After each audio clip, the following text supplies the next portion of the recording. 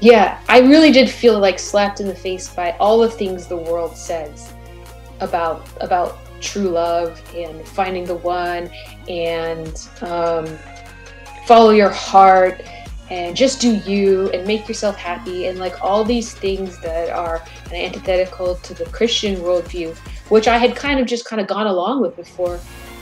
I could now see behind it and just see how much harm those lies can cause people, and how living by them kind of lands you in this place of, well, like, oh shoot, I don't know, it just kind of backstabbed me. I mean, that was the other thing that kind of crashed down around me, like between a year, the year after it happened, was that I have the illusion of control went away, that I have no control, and accepting that.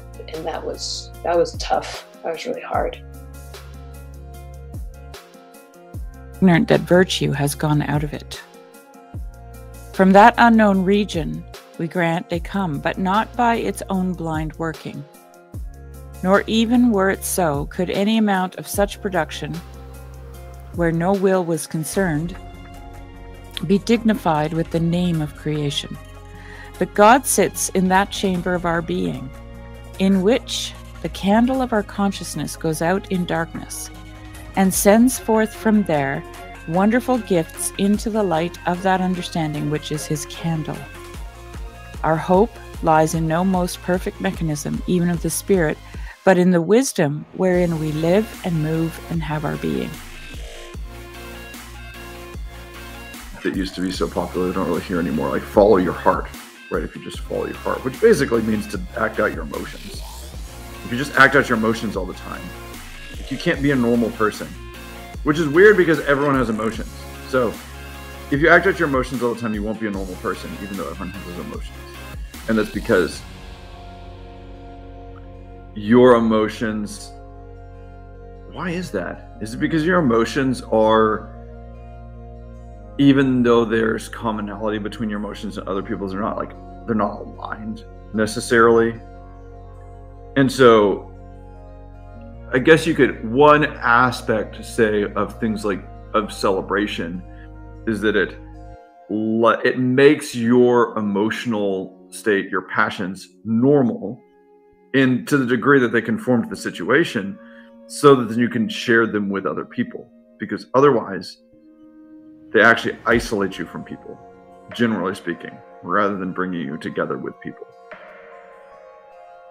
Has had this thing of, following your heart and such, as if following your heart gets you to where you want to go, as if the heart has no problems. People will say the heart wants what the heart wants, like this resolves some major issue in life.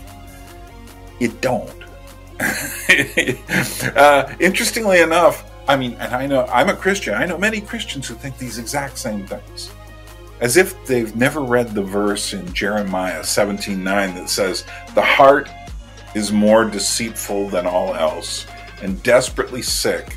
Who can understand it?" It's just the next level of kayfabe. Really.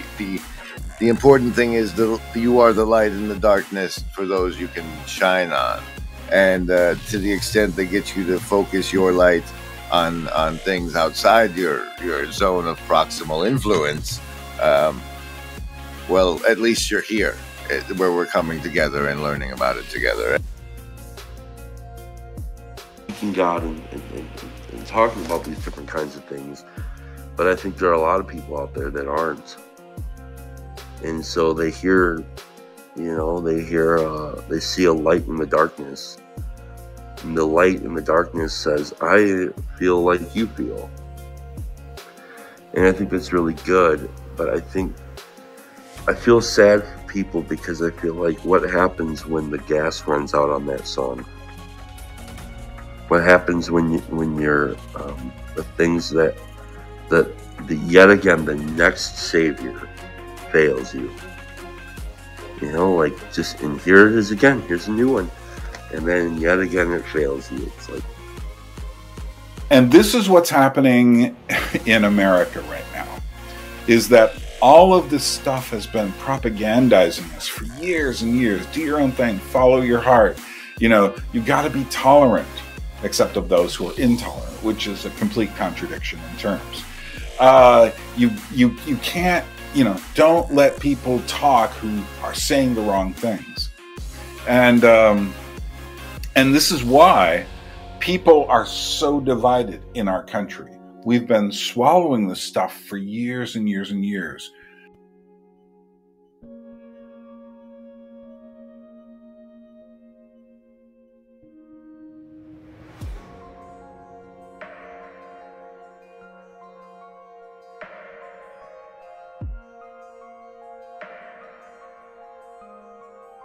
And making these little molds, these little wooden molds.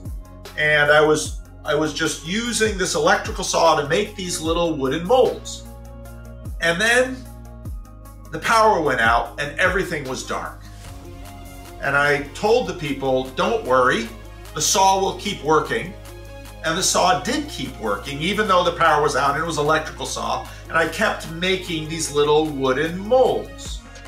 And, well, what were these little wooden molds? Well, in these little wooden molds, we would basically put light. And so I was giving these little wooden molds to the people of the church and sending them out as light in the darkness. That was the dream.